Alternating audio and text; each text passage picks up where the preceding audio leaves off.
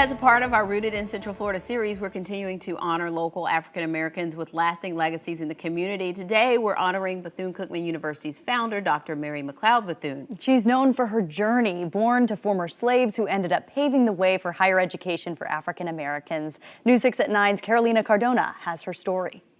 She always found a way to spend time with the family away from all the diligent work that she put into building this institution. Charles and Patricia Bethune remember the stories their father told them about their great-grandmother, Mary Jane McLeod Bethune. Her goal was to try to educate as many black boys and girls as she could to build them a foundation to be successful in the world. In 1904, she opened the Daytona Literary and Industrial Training School for Negro girls, with only 5 little girls.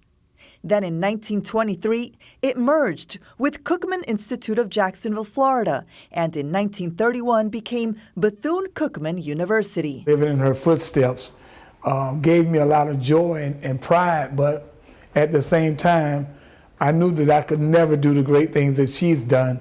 Born to former slaves, Dr. Bethune became one of the most important black educators, civil women's rights leaders, and was advisor to 4 presidents. She did a lot of great things for young African Americans during that time, particularly supporting and promoting education that happened through the Roosevelt and the Truman administration. Her home, which stands among Bethune Cookman University, is where she invited some high-profile names. This is the room where she would entertain all of her guests, the likes of Langston Hughes, Eleanor Roosevelt, James Gamble of Procter & Gamble. She was friends with Albert Einstein? She was friends with Albert Einstein. We have some correspondence in our archives that demonstrate that. Inside Dr. Bethune's office, you'll find several recognition plaques, books that she read, letters and certificates, as well as her passport right here over on her desk, and a copy of a check that she wrote out back in 1955 for a student organization. It was the last check she wrote before her death,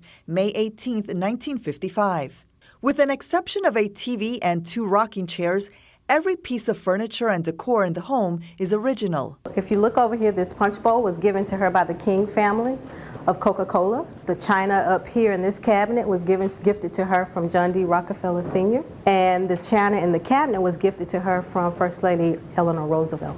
And in her bedroom, 2 pictures, one of her parents, Patsy and Samuel McLeod, and the log cabin where she was born in South Carolina, a reminder of her roots. Well, I always encourage kids that it's not where you start, it's where you end. If you provide yourself an opportunity to be great, you can be great.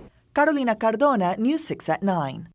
Oh, those beautiful pictures and heirlooms. What a legacy. Amazing. Well, the Mary McLeod Bethune Foundation is open Monday through Friday, 10 a.m. to 3 p.m., and it's available to tour on weekends by appointment only. And of course, Bethune Cookman, one of 4 historically black colleges in the state of Florida, also including Florida A&M, Edward Waters College, and Florida Memorial University. What a rich, beautiful legacy. I know, and all the stuff and all the people she knew.